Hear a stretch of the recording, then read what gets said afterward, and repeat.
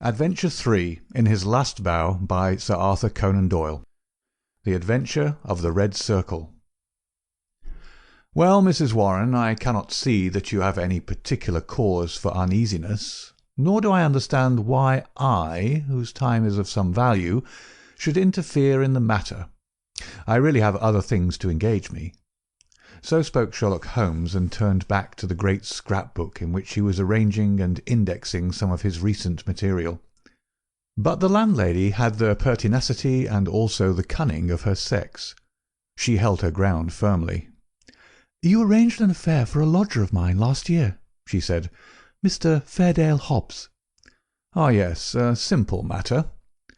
"But you would never cease talking of it. Your kindness, sir, and the way in which you brought light into the darkness. I remembered his words when I was in doubt and darkness myself. I know you could if you only would." Holmes was accessible upon the side of flattery, and also, to do him justice, upon the side of kindliness. The two forces made him lay down his gum-brush with a sigh of resignation, and push back his chair. "Well, well, Mrs. Warren, let us hear about it, then. You don't object to tobacco, I take it?" "Thank you, Watson. The matches?" "You are uneasy, as I understand, because your new lodger remains in his rooms and you cannot see him. Why, bless you, Mrs. Warren, if I were your lodger you often would not see me for weeks on end." "No doubt, sir. But this is different. It frightens me, Mr. Holmes. I can't sleep for fright. To hear his quick step moving here and moving there from early morning to late at night, and yet never to catch so much as a glimpse of him. It's more than I can stand. My husband is as nervous over it as I am, but he is out at his work all day, while I get no rest from it. What is he hiding for? What has he done? Except for the girl, I am all alone in the house with him, and it's more than my nerves can stand."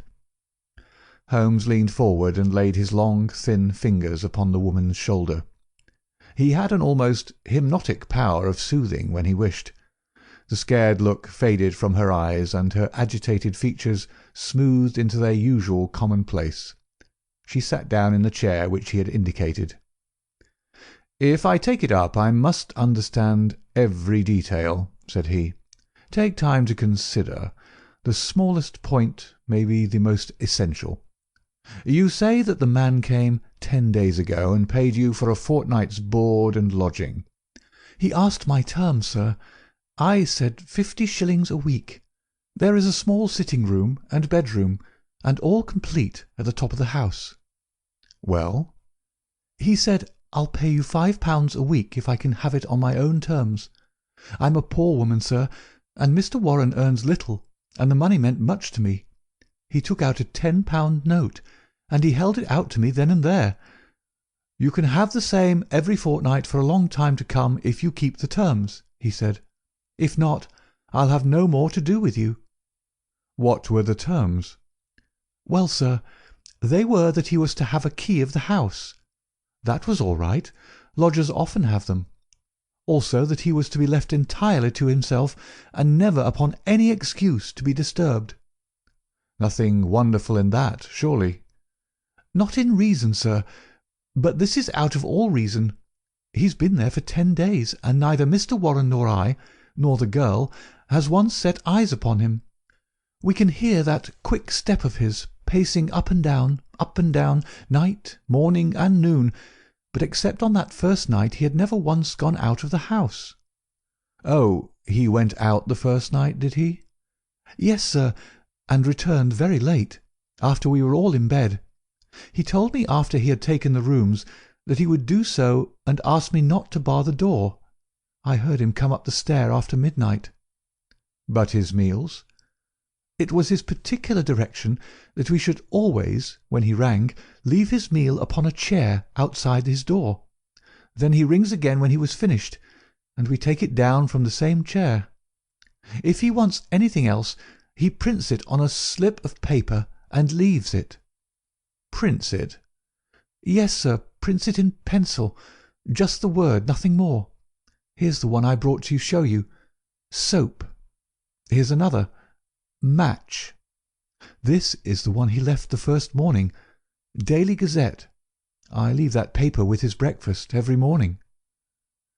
"Dear me, Watson," said Holmes, staring with great curiosity at the slips of foolscap which the landlady had handed to him. "This is certainly a little unusual. Seclusion I can understand. But why print? Printing is a clumsy process. Why not write? What would it suggest, Watson?" "That he desired to conceal his handwriting." "But why? What can it matter to him that his landlady should have a word of his writing? Still, it may be as you say.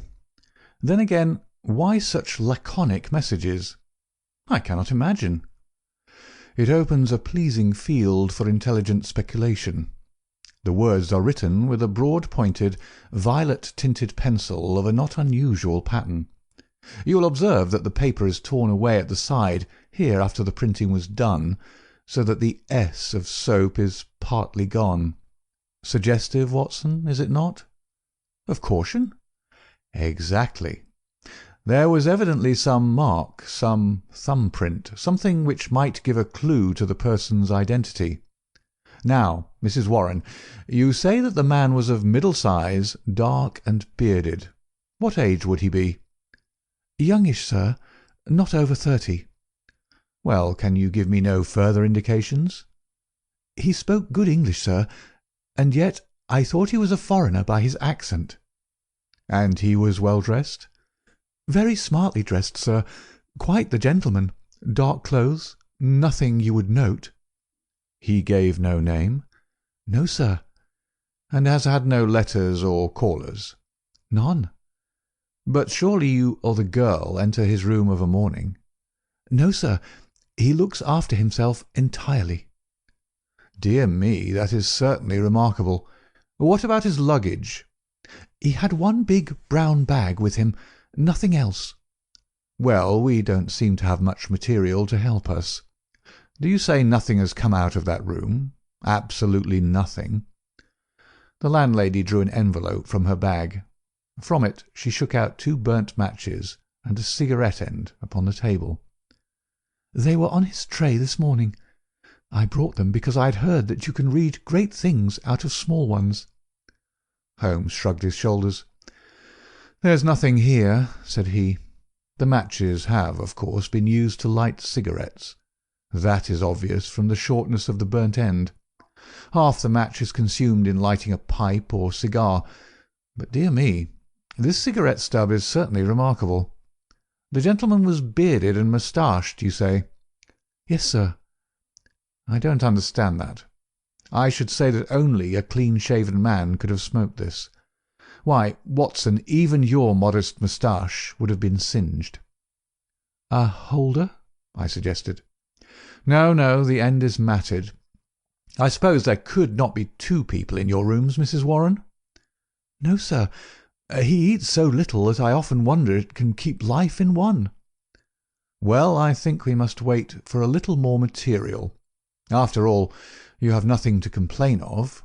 You have received your rent, and he is not a troublesome lodger, though he is certainly an unusual one. He pays you well, and if he chooses to lie concealed it is no direct business of yours. We have no excuse for an intrusion upon his privacy until we have some reason to think that there is a guilty reason for it. I've taken up the matter, and I won't lose sight of it. Report to me if anything fresh occurs, and rely upon my assistance if it should be needed." "There are certainly some points of interest in this case, Watson," he remarked when the landlady had left us. "It may, of course, be trivial, individual eccentricity, or it may be very much deeper than appears on the surface. The first thing that strikes one is the obvious possibility that the person now in the rooms may be entirely different from the one who engaged them." "Why should you think so?" "Well, apart from this cigarette end, was it not suggestive that the only time the lodger went out was immediately after his taking the rooms? He came back, or someone came back, when all witnesses were out of the way. We have no proof that the person who came back was the person who went out. Then again, the man who took the room spoke English well. This other, however, prints match when it should have been matches. I can imagine that the word was taken out of a dictionary, which would give the noun but not the plural. The laconic style may be to conceal the absence of knowledge of English. Yes, Watson, there are good reasons to suspect there has been a substitution of lodgers. But for what possible end? Ah, there lies our problem. There is one rather obvious line of investigation. He took down the great book in which, day by day, he filed the agony column of the various London journals. "Dear me," said he, turning over the pages, "what a chorus of groans, cries, and bleatings! What a rag-bag of singular happenings! But surely the most valuable hunting ground that ever was given to a student of the unusual.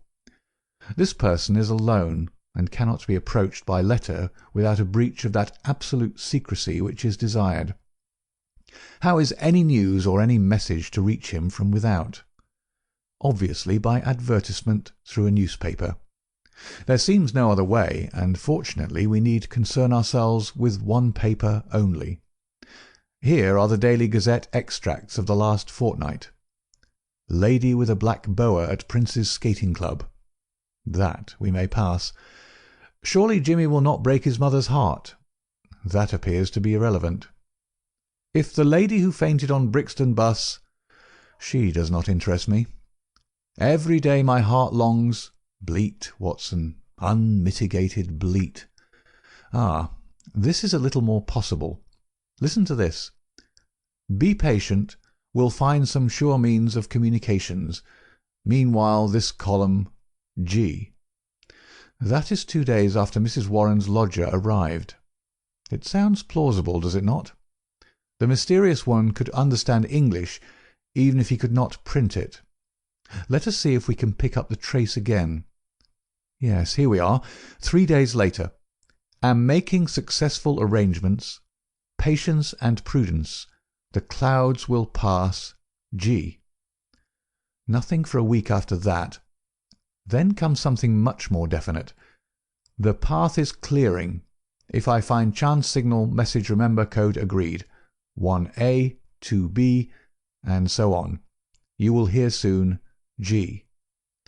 That was in yesterday's paper, and there is nothing in today's. It's all very appropriate to Mrs. Warren's lodger. If we wait a little, Watson, I don't doubt that the affair will grow more intelligible. So it proved, for in the morning I found my friend standing on the hearth-rug with his back to the fire, and a smile of complete satisfaction upon his face. "How's this, Watson?" he cried, picking up the paper from the table. "High red house with white stone facings. 3rd floor, 2nd window left. After dusk, G. That is definite enough. I think after breakfast we must make a little reconnaissance of Mrs. Warren's neighbourhood. Ah, Mrs. Warren, what news do you bring us this morning?" Our client had suddenly burst into the room with an explosive energy which told of some new and momentous development. "It's a police matter, Mr. Holmes," she cried. "I'll have no more of it. He shall pack out of there with his baggage. I would have gone straight up and told him so, only I thought it was but fair to you to take your opinion first. But I'm at the very end of my patience, and when it comes to knocking my old man about—" "Knocking Mr. Warren about?" "Using him roughly, anyway." "But who used him roughly?" "Ah, that's what we want to know. It was this morning, sir. Mr. Warren is a timekeeper at Morton and Waylight's in Tottenham Court Road. He has to be out of the house before 7.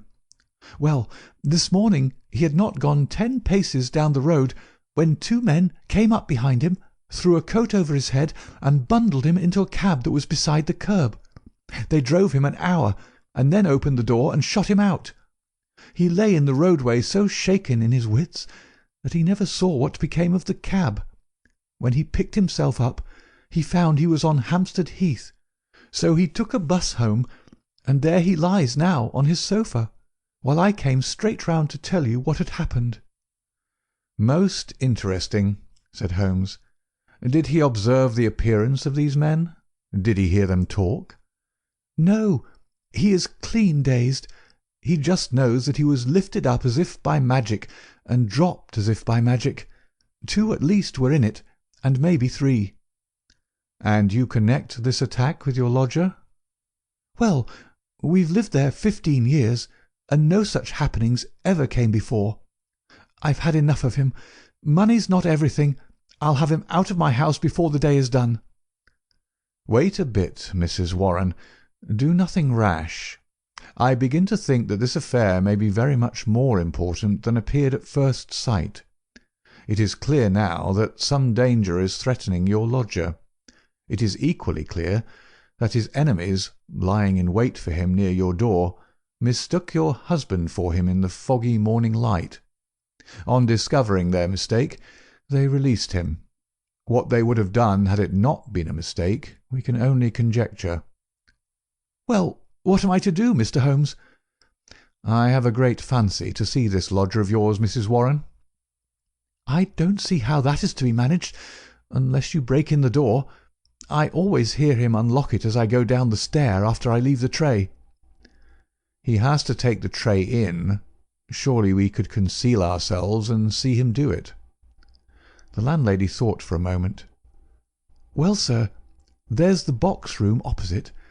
I could arrange a looking-glass, maybe, and if you were behind the door—" "Excellent," said Holmes. "When does he lunch?" "About 1, sir." "Then Dr. Watson and I will come round in time. For the present, Mrs. Warren, good-bye." At 12:30 we found ourselves upon the steps of Mrs. Warren's house, a high, thin, yellow-brick edifice in Great Orme Street, a narrow thoroughfare at the north-east side of the British Museum. Standing as it does near the corner of the street, it commands a view down Howe Street with its more pretentious houses. Holmes pointed with a chuckle to one of these, a row of residential flats, which projected so that they could not fail to catch the eye. "See, Watson," said he. "High red house with stone facings. There is the signal station, all right. We know the place and we know the code, so surely our task should be simple. There's a to let card in that window. It is evidently an empty flat to which the confederate has access. Well, Mrs. Warren, what now?" "I have it all ready for you. If you will both come up and leave your boots below on the landing, I'll put you there now." It was an excellent hiding-place which she had arranged. The mirror was so placed that, seated in the dark, we could very plainly see the door opposite. We had hardly settled down in it, and Mrs. Warren left us, when a distant tinkle announced that our mysterious neighbour had rung. Presently the landlady appeared with the tray, laid it down upon a chair beside the closed door, and then, treading heavily, departed. Crouching together in the angle of the door, we kept our eyes fixed upon the mirror. Suddenly, as the landlady's footsteps died away, there was the creak of a turning key, the handle revolved, and 2 thin hands darted out and lifted the tray from the chair. An instant later it was hurriedly replaced, and I caught a glimpse of a dark, beautiful, horrified face glaring at the narrow opening of the box-room. Then the door crashed to, the key turned once more, and all was silence. Holmes twitched my sleeve, and together we stole down the stair. "I will call again in the evening," said he to the expectant landlady. "I think, Watson, we can discuss this business better in our own quarters." "My surmise, as you saw, proved to be correct," said he, speaking from the depths of his easy-chair. "There has been a substitution of lodgers. What I did not foresee is that we should find a woman, and no ordinary woman, Watson. She saw us. Well, she saw something to alarm her, that is certain. The general sequence of events is pretty clear, is it not? A couple seek refuge in London from a very terrible and instant danger. The measure of that danger is the rigour of their precautions. The man, who has some work which he must do, desires to leave the woman in absolute safety while he does it. It is not an easy problem, but he solved it in an original fashion, and so effectively that her presence was not even known to the landlady who supplies her with food. The printed messages, as is now evident, were to prevent her sex being discovered by her writing. The man cannot come near the woman, or he will guide their enemies to her. Since he cannot communicate with her direct, he has recourse to the agony column of a paper. So far all is clear. But what is at the root of it? Ah, yes, Watson. Severely practical as usual. What is at the root of it all? Mrs. Warren's whimsical problem enlarges somewhat and assumes a more sinister aspect as we proceed.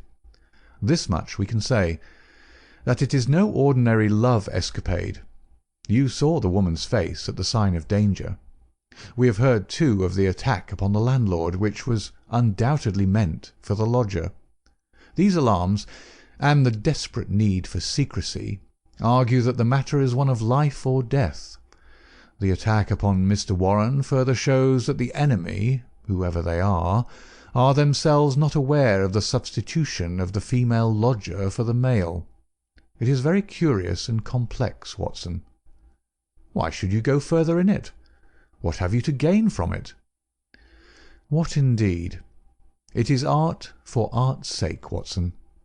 I suppose when you doctored you found yourself studying cases without thought of a fee? For my education, Holmes. Education never ends, Watson. It is a series of lessons with the greatest for the last. This is an instructive case. There is neither money nor credit in it, and yet one would wish to tidy it up. When dusk comes, we should find ourselves one stage advanced in our investigation.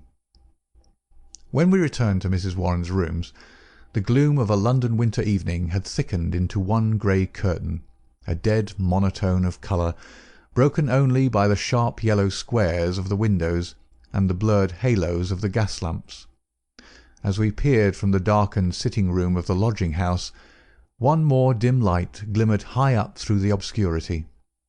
"Someone is moving in that room," said Holmes in a whisper, his gaunt and eager face thrust forward to the window-pane. "Yes, I can see his shadow. There he is again. He has a candle in his hand. Now he is peering across. He wants to be sure that she is on the lookout. Now he begins to flash. Take the message also, Watson, that we may check each other. A single flash, that is A, surely. Now then, how many did you make it? 20? So did I. That should mean T. A-T. That's intelligible enough. Another T? Surely this is the beginning of a second word. Now then, tenta. Dead stop. That can't be all, Watson. Attenta. Gives no sense, nor is it any better as three words. At, ten, tar. Unless T-A are a person's initials. There it goes again. What's that? A-T-T-E. Why, it is the same message over again. Curious, Watson, very curious. Now he's off once more. A-T. Why, he is repeating it for the third time. A-T-T-E-N-T-A, attenta, 3 times. How often will he repeat it? No, that seems to be the finish. He is withdrawn from the window. What do you make of it, Watson? A cipher message, Holmes. My companion gave a sudden chuckle of comprehension. And not a very obscure cipher, Watson, said he. Why, of course. It is Italian. The A means that it is addressed to a woman. Beware, beware, beware. How's that, Watson? I believe you've hit it. No doubt of it. It is a very urgent message, thrice repeated to make it more so. But beware of what? Wait a bit. He's coming to the window once more. Again we saw the dim silhouette of a crouching man and the whisk of the small flame across the window as the signals were renewed. They came more rapidly than before, so rapid that it was hard to follow them. Pericolo. Pericolo, eh? What's that, Watson? Danger, isn't it? Yes, by Jove, it's a danger signal. Here he goes again. Hullo, what on earth? The light had suddenly gone out. The glimmering square of window had disappeared, and the third floor formed a dark band round the lofty building with its tiers of shining casements. That last warning cry had been suddenly cut short. How, and by whom? The same thought occurred on the instant to us both. Holmes sprang up from where he crouched by the window. "This is serious, Watson," he cried. "There is some devilry going forward. Why should such a message stop in such a way? I should put Scotland Yard in touch with this business, and yet it is too pressing for us to leave. Shall I go for the police? We must define the situation a little more clearly. It may bear some more innocent interpretation. Come, Watson, let us go across ourselves and see what we can make of it." As we walked rapidly down Howe Street, I glanced back at the building which we'd left. There, dimly outlined at the top window, I could see the shadow of a head, a woman's head, gazing tensely, rigidly out into the night, waiting with breathless suspense for the renewal of that interrupted message. At the doorway of the Howe Street flats, a man, muffled in a cravat and greatcoat, was leaning against the railing. He started as the hall light fell upon our faces. "Holmes!" he cried. "Why, Gregson!" said my companion as he shook hands with the Scotland Yard detective. "Journeys end with lovers' meetings. What brings you here?" "The same reasons that brings you, I expect," said Gregson. "How you got on to it I can't imagine." "Different threads, but leading up to the same tangle. I've been taking the signals." "Signals?" "Yes, from that window. They broke off in the middle. We came over to see the reason, but since it is safe in your hands I see no object in continuing this business." "Wait a bit," cried Gregson eagerly. "I'll do you this justice, Mr. Holmes, that I was never in a case yet that I didn't feel stronger for having you on my side. There's only the one exit to these flats, so we have him safe." "Who is he?" Well, well, we score over you for once, Mr. Holmes. You must give us best this time." He struck his stick sharply upon the ground, on which a cabman, his whip in his hand, sauntered over from a four-wheeler which stood on the far side of the street. "May I introduce you to Mr. Sherlock Holmes?" he said to the cabman. "This is Mr. Leverton of Pinkerton's American Agency." "The hero of the Long Island cave mystery," said Holmes. "Sir, I am pleased to meet you." The American, a quiet, business-like young man with a clean-shaven, hatchet face, flushed up at the words of commendation. "I am on the trail of my life now, Mr. Holmes," said he.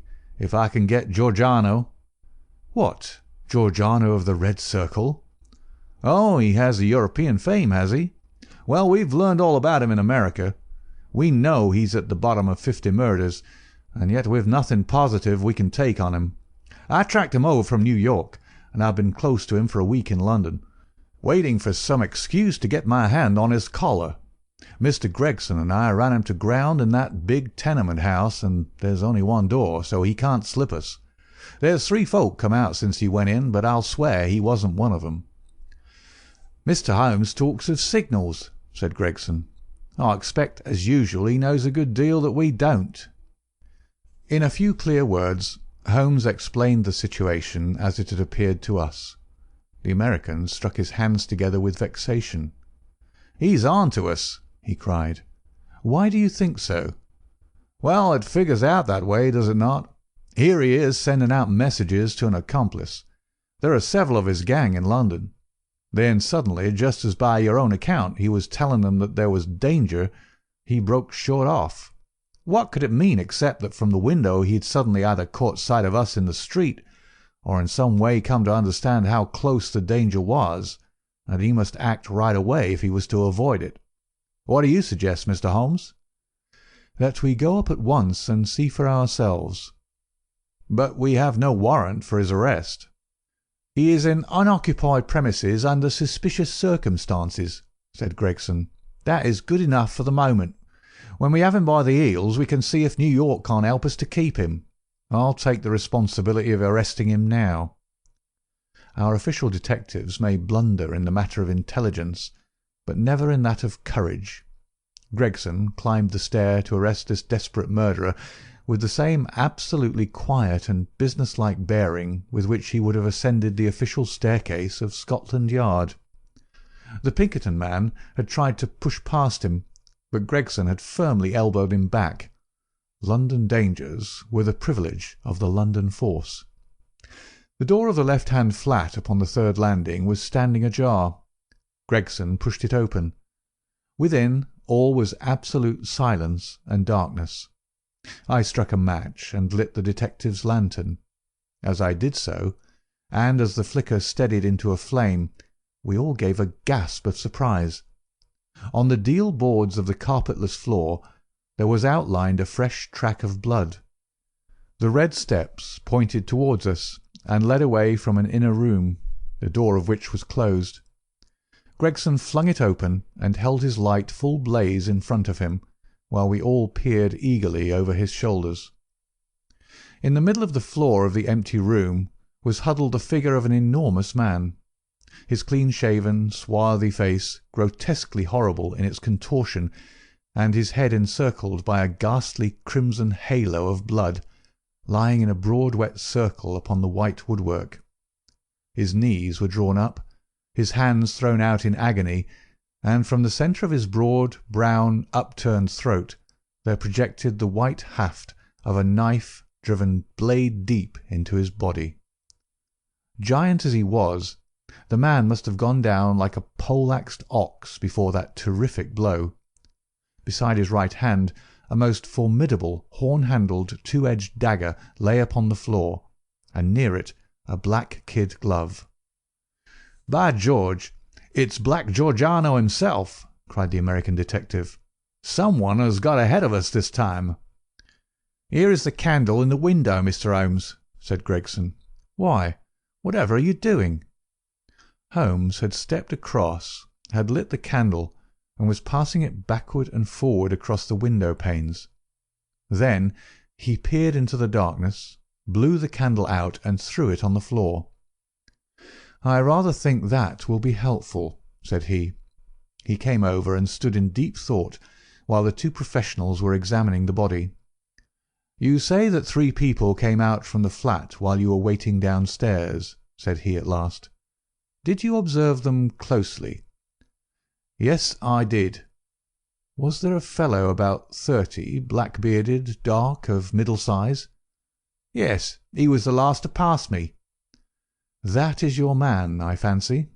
I can give you his description, and we have a very excellent outline of his footmark. That should be enough for you." "Not much, Mr. Holmes, among the millions of London." "Perhaps not. That is why I thought it best to summon this lady to your aid." We all turned around at the words. There, framed in the doorway, was a tall and beautiful woman, the mysterious lodger of Bloomsbury. Slowly she advanced, her face pale and drawn with a frightful apprehension, her eyes fixed and staring, her terrified gaze riveted upon the dark figure on the floor. "You have killed him," she muttered. "Oh, Dio mio, you have killed him."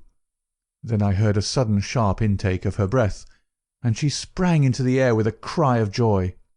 Round and round the room she danced, her hands clapping, her dark eyes gleaming with delighted wonder, and 1,000 pretty Italian exclamations pouring from her lips. It was terrible and amazing to see such a woman, so convulsed with joy at such a sight.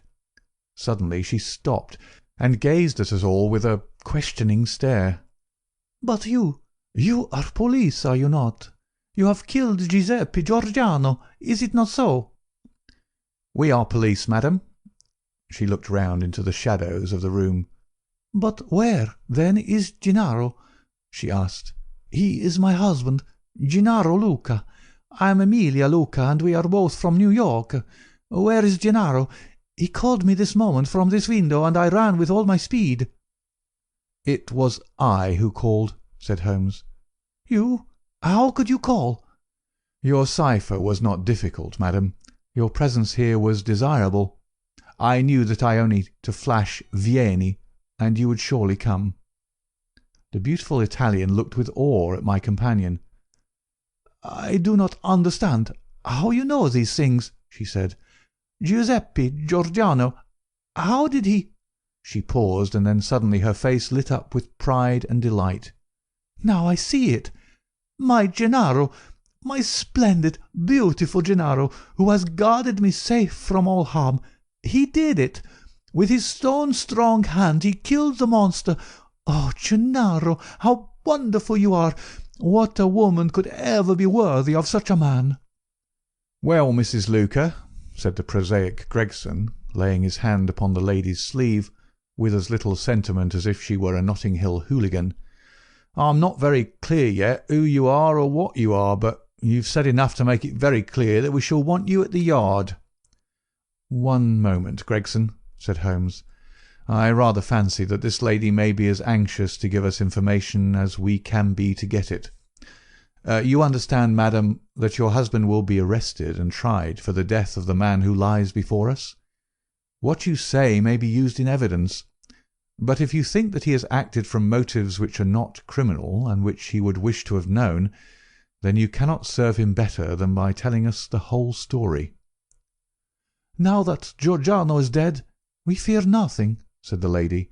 "He was a devil and a monster, and there can be no judge in the world who would punish my husband for having killed him." "In that case," said Holmes, "my suggestion is that we lock this door, leave things as we found them, go with this lady to her room, and form our opinion after we have heard what it is that she has to say to us."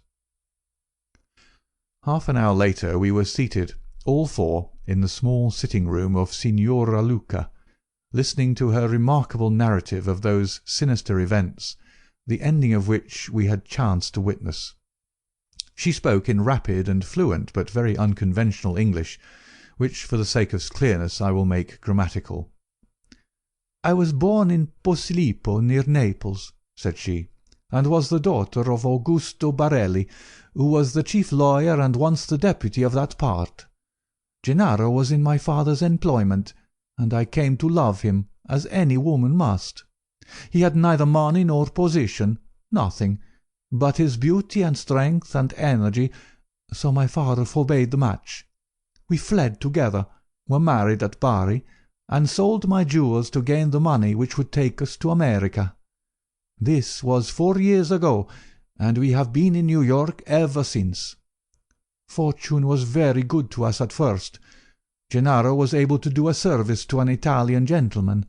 He saved him from some ruffians in the place called the Bowery, and so made a powerful friend. His name was Tito Castalotti, and he was the senior partner of the great firm of Castolotti and Zamba, who are the chief fruit importers of New York. Signor Zamba is an invalid, and our new friend Castolotti has all power within the firm, which employs more than 300 men. He took my husband into his employment, made him head of a department, and showed his good will toward him in every way. Signor Castolotti was a bachelor, and I believe that he felt as if Gennaro was his son, and both my husband and I loved him as if he were our father. We had taken and furnished a little house in Brooklyn, and our whole future seemed assured, when that black cloud appeared which was soon to overspread our sky. One night, when Gennaro returned from his work, he brought a fellow countryman back with him. His name was Giordano, and he had come also from Posillipo. He was a huge man, as you can testify, for you have looked upon his corpse. Not only was his body that of a giant, but everything about him was grotesque, gigantic, and terrifying. His voice was like thunder in our little house. There was scarce room for the whirl of his great arms as he talked.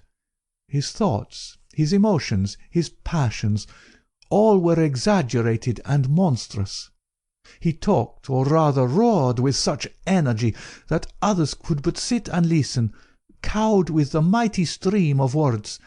His eyes blazed at you and held you at his mercy. He was a terrible and wonderful man. I thank God that he is dead. He came again and again, yet I was aware that Gennaro was no more happy than I was in his presence. My poor husband would sit pale and listless, listening to the endless raving upon politics and upon social questions which make up our visitors' conversation. Gennaro said nothing, but I, who knew him so well, could read in his face some emotion which I had never seen before. At first I thought that it was dislike, and then gradually I understood that it was more than dislike. It was fear, a deep, secret, shrinking fear. That night, the night that I read his terror, I put my arms around him, and I implored him by his love for me and by all that he held dear, to hold nothing from me, and to tell me why this huge man overshadowed him so. He told me, and my own heart grew cold as ice as I listened. My poor Gennaro, in his wild and fiery days, when all the world seemed against him, and his mind was driven half mad by the injustices of life, had joined a Neapolitan society, the Red Circle, which was allied to the old Carbonari. The oaths and secrets of this brotherhood were frightful, but once within its rule no escape was possible. When we had fled to America, Gennaro thought that he had cast it all off forever. What was his horror one evening to meet in the streets the very man who had initiated him in Naples, the giant Giorgiano, a man who had earned the name of Death in the south of Italy, for he was red to the elbow in murder. He had come to New York to avoid the Italian police, and he had already planted a branch of this dreadful society in his new home. All this Gennaro told me, and showed me a summons which he had received that very day, a red circle drawn upon the head of it, telling him that a lodge would be held upon a certain date, and that his presence at it was required and ordered. That was bad enough, but worse was to come. I had noticed for some time that when Giorgiano came to us, as he constantly did in the evening, he spoke much to me, and even when his words were to my husband, those terrible, glaring, wild-beast eyes of his were always turned upon me. One night his secret came out. I had awakened what he called love within him, the love of a brute, a savage. Gennaro had not yet returned when he came. He pushed his way in, seized me in his mighty arms, hugged me in his bear's embrace, covered me with kisses, and implored me to come away with him. I was struggling and screaming when Gennaro entered and attacked him. He struck Gennaro senseless and fled from the house, which he has never more to enter. It was a deadly enemy that we made that night. A few days later came the meeting. Gennaro returned from it, with a face which told me that something dreadful had occurred. It was worse than we could have imagined possible. The funds of the society were raised by blackmailing rich Italians and threatening them with violence should they refuse the money. It seems that Castolotte, our dear friend and benefactor, had been approached. He had refused to yield to threats, and he had handed the notices to the police. It was resolved now that such an example should be made of them as would prevent any other victim from rebelling.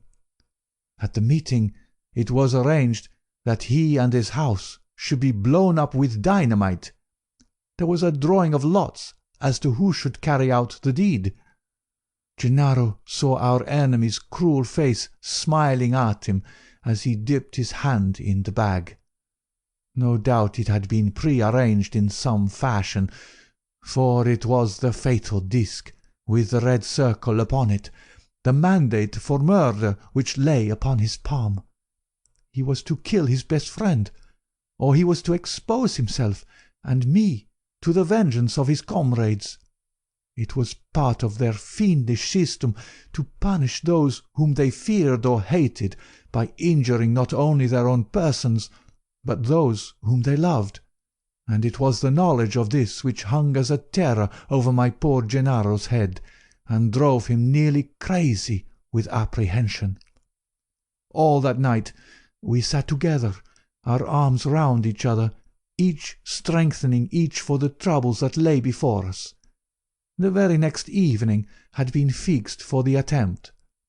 By midday my husband and I were on our way to London, but not before he had given our benefactor full warning of this danger, and had also left such information for the police as would safeguard his life for the future. The rest, gentlemen, you know for yourselves.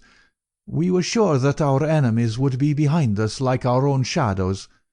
Giordano had his private reasons for vengeance, but in any case we knew how ruthless, cunning, and untiring he could be. Both Italy and America are full of stories of his dreadful powers. If ever they were exerted, it would be now. My darling made us the few clear days which our start had given us in arranging for a refuge for me in such a fashion that no possible danger could reach me. For his own part, he wished to be free, that he might communicate both with the American and with the Italian police. I do not myself know where he lived or how. All that I learned was through the columns of a newspaper.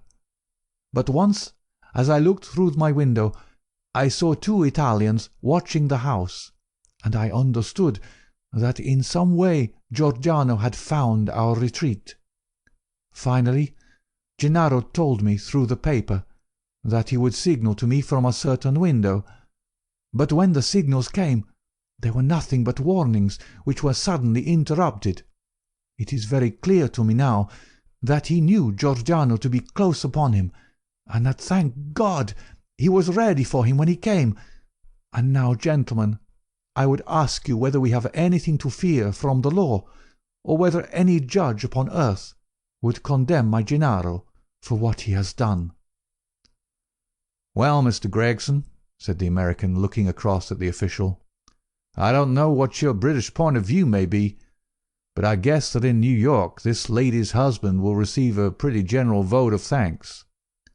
"She will have to come with me and see the chief," Gregson answered. "If what she says is corroborated, I do not think she or her husband has much to fear. But what I can't make head or tail of, Mr. Holmes, is how on earth you got yourself mixed up in the matter." "Education, Gregson, education. Still seeking knowledge at the old university. Well, Watson, you have one more specimen of the tragic and grotesque to add to your collection. By the way, it is not 8 o'clock, and a Wagner night at Covent Garden. If we hurry, we might be in time for the second act." End of The Adventure of the Red Circle